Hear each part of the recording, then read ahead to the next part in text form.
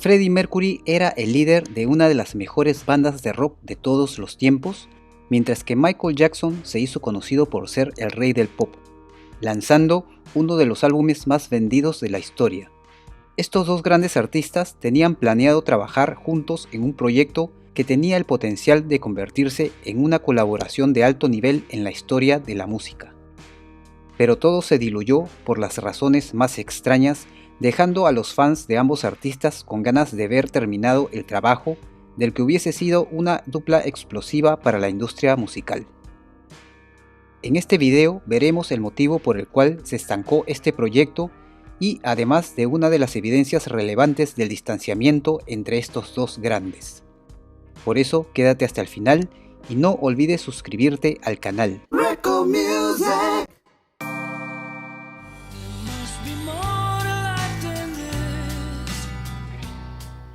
Freddie Mercury había alcanzado un nivel extremo de éxito desde que la banda Queen lanzó su primer álbum en 1973, conocido por su inclinación a trascender géneros desde el rock, pop hasta la ópera y la música disco, quien tuvo un gran respeto por Michael Jackson, quien estaba en la cima de su propio reinado con el álbum Thriller de 1982.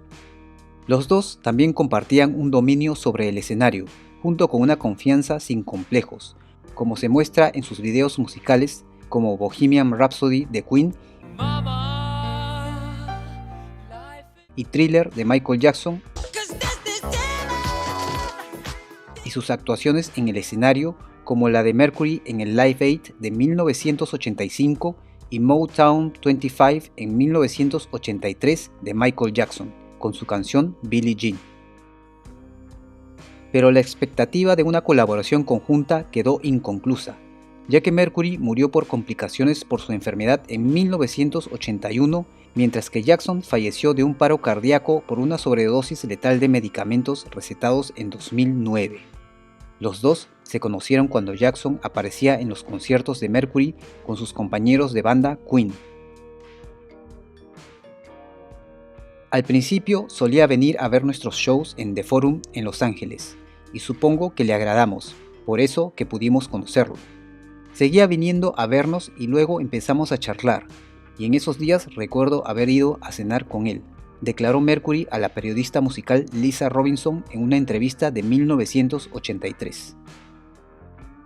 La historia continuó documentando sus interacciones, principalmente sobre la posibilidad de trabajar juntos. Los dos han sido amigos desde que Michael escuchó el material que Queen había grabado para The Game, e insistió en que el sencillo tenía que ser Another One Bites the Dust. Cuando hablo con él, pienso, Dios mío, él tiene 25 años y yo 37. Sin embargo, él ha estado en el negocio más tiempo que yo, declaró Freddie refiriéndose sobre la diferencia de edad con Michael en ese año. Ambos artistas siguieron adelante con la colaboración, comenzando con canciones que serían incluidas en un próximo álbum de los Jackson, según Rolling Stone en 1983, mientras que una historia posterior decía que era para el álbum Hot Space de Queen. Otras fuentes declararon que estaba destinado a ser un álbum de duetos. Cualquiera que fuera el propósito de las canciones, los dos definitivamente comenzaron a trabajar en demos de 3 temas en el estudio de la casa de Jackson en ese mismo año. Los temas eran There Must Be More to Life Than This, State of Shock y Victory. Eran canciones geniales, pero el problema era el tiempo, ya que ambos estábamos muy ocupados durante este periodo, recordó más tarde Mercury en el libro Mercury: An Intimate Biography of Freddie Mercury. Durante la entrevista con Lisa Robinson, Mercury comentó que inicialmente iba a contribuir en la canción Thriller, confirmando que el líder de Queen era una de las personalidades musicales en las que Jackson tenía el ojo puesto mientras hacía su álbum fundamental. Artistas como Paul McCartney y Eddie Van Halen sí llegaron finalmente a trabajar con Jackson. Pero el tiempo no fue el único factor que se interpuso en el camino. El ex manager de Queen, Jim Beach, recuerda haber recibido una llamada frenética de Mercury durante las sesiones. They got on well, except for the fact that I suddenly got a call from Freddie saying, Miami dear, can you get on over here because you've got to get me out of the studio. I said, well, what is the problem? He said, I'm recording with a llama. He said, Michael's bringing his pet llama into the studio every day and I'm really not used to recording with a llama and I've had enough and I want to get out. Algunos informes afirman que Jackson no estaba satisfecho con el uso de la cocaína por parte de Mercury en la casa del intérprete de Billie Jean. Elton John también confirmó la tendencia de Mercury al consumo de sustancias, admitiendo: Freddie Mercury podría ganarme en una fiesta, lo cual es mucho decir. Estábamos despiertos por las noches, sentados allí a las 11 de la mañana todavía volando alto. Las canciones de Mercury y Jackson finalmente se volvieron a grabar. Si bien es posible que las 3 canciones en las que trabajaron nunca hayan sido lanzadas de la forma en que se pretendía originalmente, su trabajo conjunto finalmente pudo ser escuchado. State of Shock no pasó el corte para Thriller, pero fue revisado en 1984 para ser incluido en el álbum Victory de The Jacksons, que irónicamente no incluía la canción del mismo nombre en la que habían trabajado Mercury y Jackson. Michael se encontró en apuros para completar State of Shock antes de la fecha límite del álbum de sus hermanos, algo que recordó Mercury ese mismo año. Michael me llamó y me dijo: mira, quiero terminar la canción, lo quiero en el álbum de The Jacksons. Y le dije: no puedo porque estoy en Múnich. Él respondió: ¿está bien si Mick Jagger lo hace? Entonces contesté: claro, ya sabes, una canción es una canción. Quiero decir, mientras nuestra amistad continúe, podemos escribir todo tipo de canciones después de eso. State of Shock fue regrabada por los Jackson y Mick Jagger, e irónicamente Jagger la interpretó más tarde con Tina Turner, en el mismo concierto de Live Aid en el que Mercury hizo tal declaración. Jagger apareció en el sencillo junto con los miembros de The Jacksons, y a pesar de reconocer lo que la canción significaba para él, reveló una sesión de grabación frustrante. En una entrevista con el New York Times, el músico declaró: nos hizo practicar escalas durante 2 horas, y luego grabamos las voces en 2 tomas. Cuando más tarde me envió la canción terminada, me sentí un poco decepcionado con la producción y la mezcla. Independientemente de sus reservas sobre la canción, Mick enfatizó: creo que es un cantante realmente bueno. Pero al parecer, Michael Jackson no estaba muy contento. Según Christopher Anderson en el libro Mick, The Wild Life and Mad Genius of Jagger, el autor reveló que Michael Jackson incluso cuestionó los talentos de Jagger.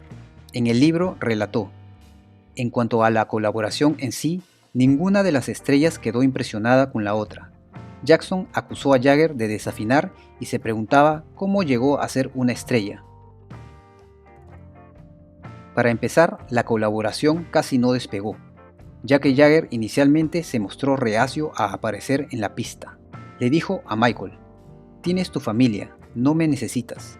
Finalmente lo convencieron para participar, a pesar de que originalmente era un dueto con Freddie Mercury. Si bien los legados musicales entre Jackson y Mercury siguen algo entrelazados, su amistad personal terminó decayendo. La amistad entre los dos se desvaneció cuando las 2 superestrellas comenzaron a lidiar con la fama de manera diferente. Creo que ahora simplemente se queda en casa, no le gusta salir para nada del armario. Dice que lo que quiera lo puede conseguir en casa, todo lo que quiere simplemente lo compra. Yo no haría eso, me moriría de aburrimiento. Salgo todas las noches. De todos modos, odio quedarme en una habitación por mucho tiempo. Solo me gustaría seguir moviéndome, dijo Mercury en una entrevista con Robinson. Aunque habían grabado There Must Be More to Life Than This a dúo, Mercury arregló la canción en una pieza unipersonal para su único álbum en solitario, Mr. Bad Guy, lanzado en 1985. No fue hasta 33 años después, en 2014, que Queen finalmente lanzó la versión de Mercury y Jackson en el álbum recopilatorio Queen Forever.